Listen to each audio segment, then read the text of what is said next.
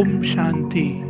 आज बाबा ने कहा कि कोई कोई बच्चे बाबा बाबा कह के मुख मोड़ लेते हैं। ऐसा क्यों करते हैं, इस बात पर हम विचार करते हैं। तो सबसे पहले बाबा हमें क्या बना रहा है? विश्व का मालिक।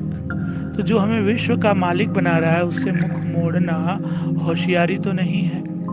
वो हमारे लिए आया है, हमें पतित से पावन बनाने आया है। लेकिन हम सेंटर की खिटपिट से नाराज हो जाते हैं। हम ये सोचने लगते हैं कि ये बालिका हमें क्या समझाएगी, ये छोटी सी बच्ची क्या हमें समझाएगी, बड़ी दीदी थी तो वो तो अब नहीं है। तो हम इस अहंकार में आ जाते हैं और अब अपना सर्वनाश कर देते हैं। तो अपने आप को सुरक्षित रखने के लिए, अपनी उन्नति के लिए खिटपिट आदि नहीं करना है और शिव बाबा से मुख नहीं मोड़ना है। मान लीजिए हमें कोई बहन मुरली सुना रही है या कोई भाई मुरली सुना रहा है या उसके पॉइंट्स बता रहा है, तो आप सदैव ये याद रखें, यथार्थ रीति कि सुनाने वाला वो है, अर्थात परमात्मा शिव बाबा। हम भाई बहने तो निमित्त मात्र हैं। हमारे मुख के माध्यम से जो बोल ज्ञान के रूप में, मुरली के पॉइंट्स के रूप में मुखरित हो रहे हैं, उसको सुनाने वाला, कहलवाने वाला शिव बाबा है।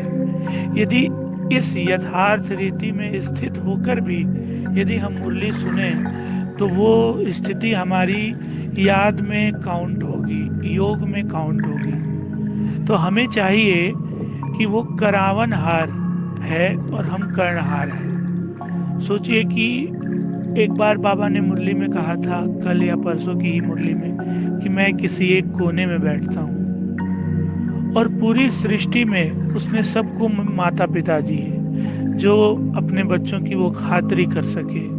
अलौकिक में भी हमारे सामने ब्रह्मा बाबा और मम्मा है, और माँ बाप दुनिया में कितनी खातिरी करते हैं। माँ 9 महीने हमारा पोषण करती है अपने खून से, अपने शरीर के पानी से, अपने भोजन से। तो ईश्वर है वो, उसी की दया से, उसी की कृपा से ये सृष्टि चल रही है। ड्रामा का क्रिएटर वही है। बेशक वो कहता हो कि ड्रामा अनादि है, अविनाशी है, लेकिन कानून बना दिया जाए तो कानून में बंधा होता है, चाहे वो नरेंद्र मोदी हो या अमित शाह हो।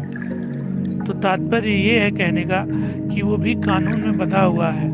आप बुरे कर्म करने के बाद आप सोचेंगे कि हम बाबा बाबा करने लगे और उससे हम मुक्त हो जाएंगे दंड से, तो वो दंड आपको मिलेगा। लेकिन आप बाबा बाबा या बाबा की स्मृति में रहेंगे तो आपको पता नहीं चलेगा, वो रुई की तरह लगेगा। इसलिए हमें चाहिए कि हम बाबा से कभी मुख ना मोड़ें, बाबा से हम कभी नाराज ना हो। सेंटर की खिटपीट, मुरली और लोग कैसे हैं, क्या होता है, एक व्यक्ति जैसे मछली पूरे तालाब को गंदा कर देती है, वैसे एक व्यक्ति कोई अक्लहीन वाली बातें कर दे और वो बुद्धिहीनता वाली बातें करे तो हम पूरे सेंटर को और मुरली के पूरे दैवी परिवार को जज करने लगते हैं, ब्राह्मण कुल की आत्माओं को जज कर लेते हैं। तो हम पूर्वाग्रही ना बने, वर्तमान में जिए।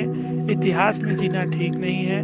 भूत को, बीती हुई बातों को पूर्ण विराम लगा दें और पूर्ण तरीके से वर्तमान को सुदृढ़ करें, श्रेष्ठ बनाएं, तो हमारा भविष्य स्वतः ही श्रेष्ठ, उज्जवल और चमत्कारी और लोगों के लिए प्रेरणादायी बन सकेगा।